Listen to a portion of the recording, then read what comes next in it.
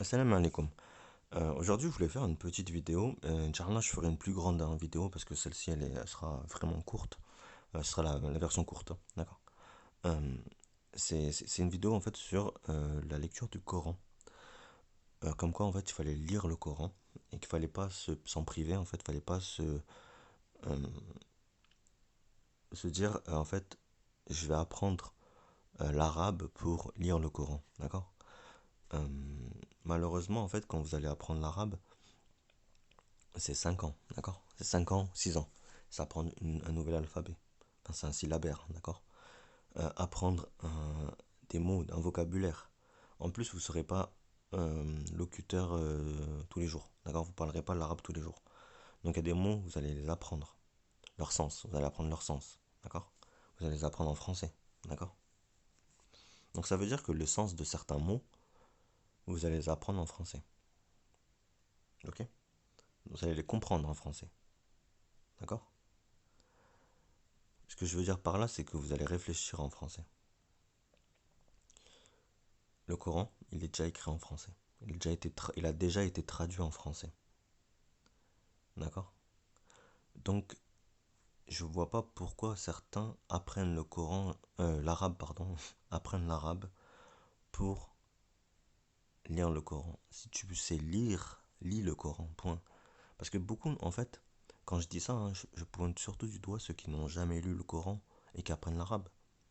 Je pointe pas du doigt ceux qui ont déjà lu 10 fois le Coran en français. D'accord. Ceux-là, ils sont. Enfin, en vrai, il faut les encourager à apprendre l'arabe, d'accord. Et moi, ce que je dis par là, en fait, c'est qu'il y a une. Il y a des niveaux à avoir, d'accord. Le premier niveau, c'est de lire le Coran. Vous prenez le Coran, vous l'achetez. Vous avez plusieurs traductions. Vous choisissez la traduction qui vous paraît le mieux, que vous comprenez, et, euh, et vous lisez, d'accord.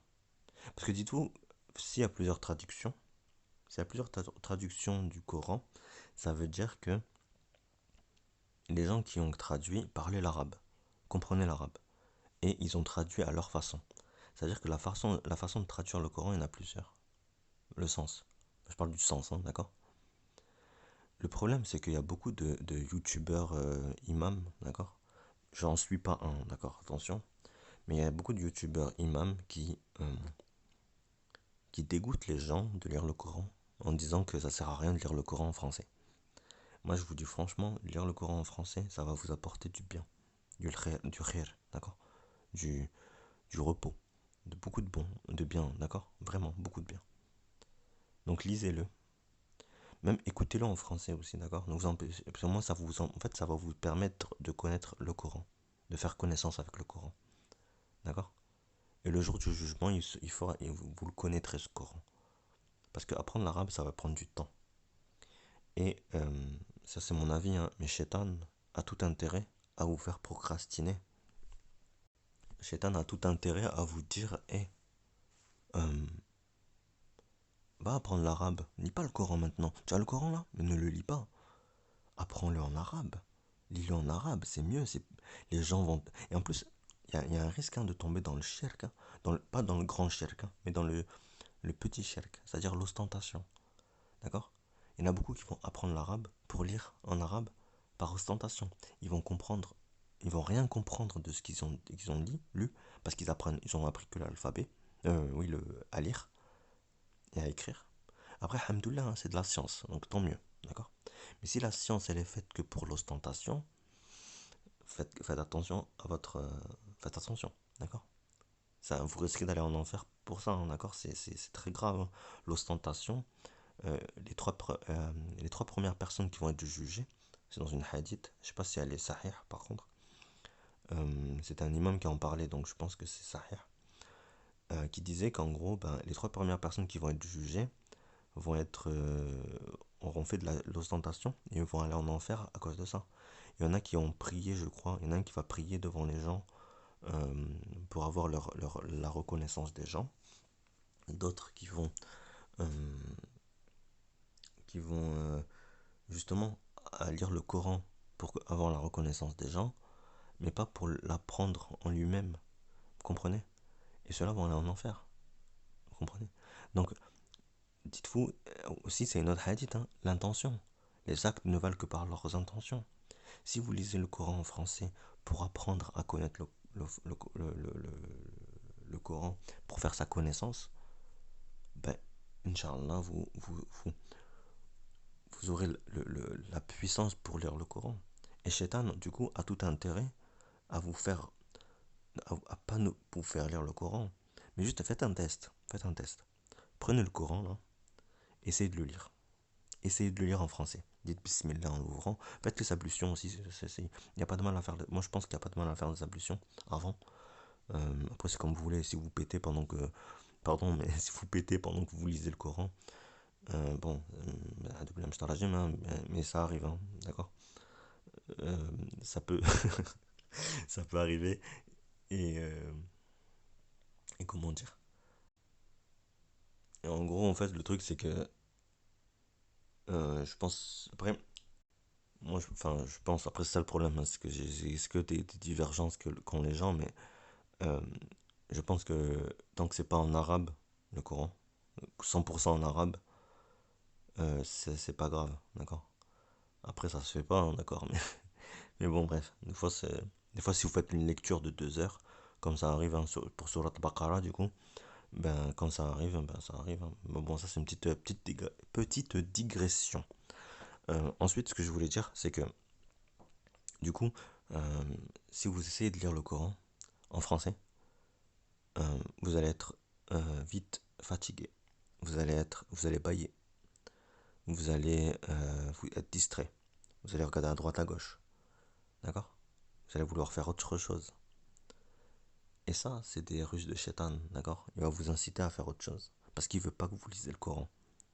Et en général, ça c'est une phrase que Denzel Washington disait. Donc c'est un acteur, hein, d'accord. Un acteur qui, je pense, est croyant. Il disait que euh, le diable, Shaitan, du coup, va vous laisser tranquille si vous faites des péchés. D'accord. Si vous faites des péchés, il va pas vous faire l'ouest-ouest. Par contre, si vous faites quelque chose de bien, de halal, il va tout faire pour vous empêcher de le faire. Donc le Coran, si vous le lisez en français, si vous voyez que vous n'arrivez pas à le lire, dans le sens où vous êtes distrait, ça veut juste dire que Shaitan est en train de se battre contre vous.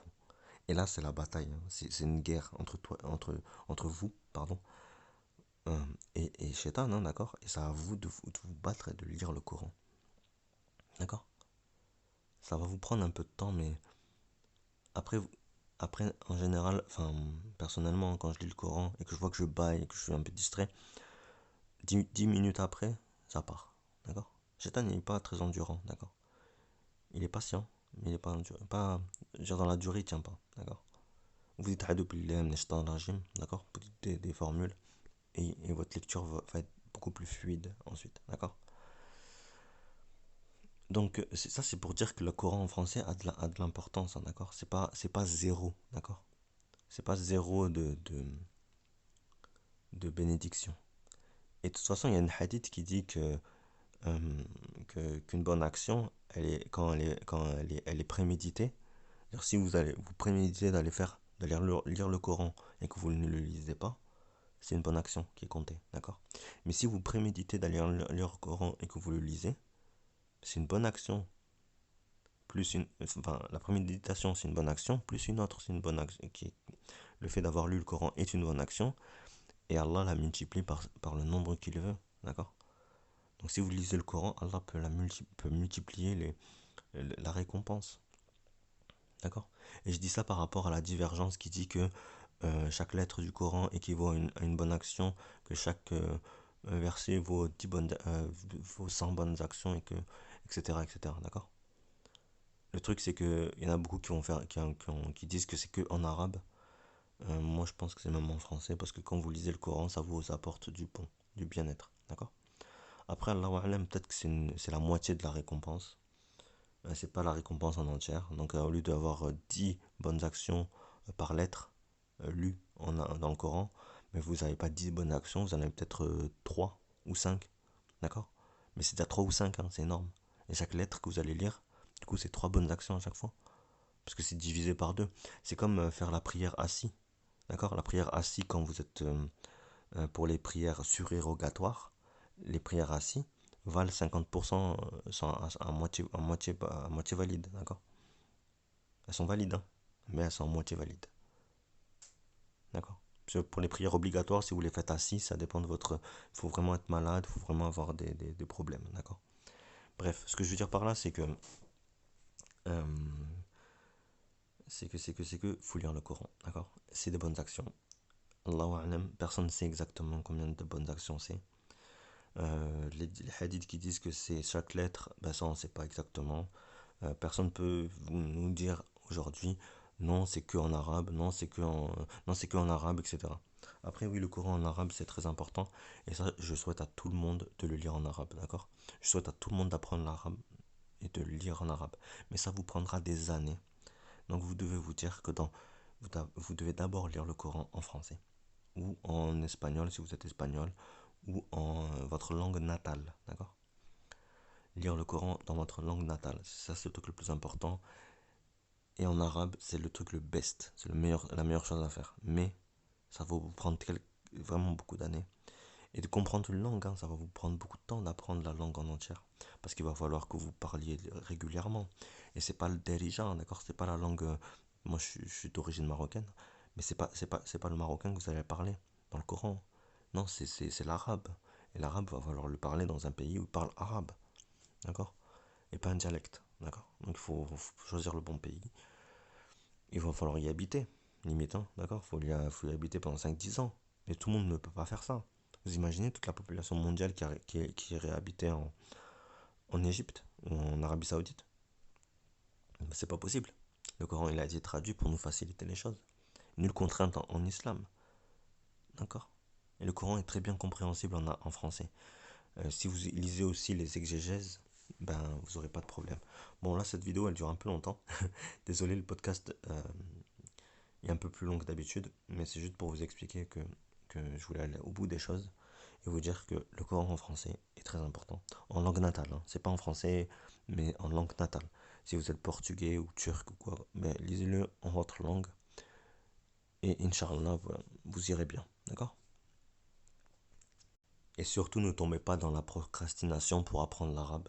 Parce que c'est ça le piège. Après, si vous commencez l'apprentissage de l'arabe, vous voyez que ça c'est fluide et que vous voyez que vous lisez pas pour les autres, que vous faites pas de l'ostentation, alhamdoulilah, d'accord? Alhamdoulilah, d'accord? Je vous encouragerai tout le temps. Mais si vous voyez que vous commencez à faire de l'ostentation, que vous lisez pour les gens, vous lisez pour qu'on vous admire, pour qu'on vous applaudisse, ça, il y a un problème, d'accord? Donc faites attention. Et c'est pour ça que pour moi, le mieux reste de le lire dans votre langue natale. Je vais le répéter 40 000 fois, peut-être, mais lisez le Coran. Vous êtes musulman, lisez le Coran au moins une fois en entier. Ça prend 14 heures, d'accord? À peu près 14 heures de le lire en français. Si vous êtes mauvais en lecture, comme moi, d'accord, je suis très mauvais en lecture, ça va vous prendre 20 heures, peut-être. 20 heures, c'est-à-dire que vous lisez Surat Baqarah en une fois. Après, tout le reste, ça va être plus rapide. Tiens, Surat Baqarah, 2 heures, ça vous fait déjà un septième. Vous avez lu un septième du Coran, d'accord? En termes de quantité, hein, d'accord? Donc, voilà. Bon, je vais pas vous obliger à le lire, mais je vous conseille énormément, énormément de le lire, parce que je suis personne pour obliger à lire le Coran. Mais c'est un conseil, un gros conseil. Et lisez Surat Baqarah, d'accord? Ça va prendre, même si vous lisez que celle-ci et rien d'autre, ça peut être positif, d'accord? Surat Al-Kahf aussi, c'est important. Voilà, merci beaucoup. Je vais arrêter là de suite du coup la vidéo, sinon ça va être trop long. Merci beaucoup. Slama et portez-vous bien.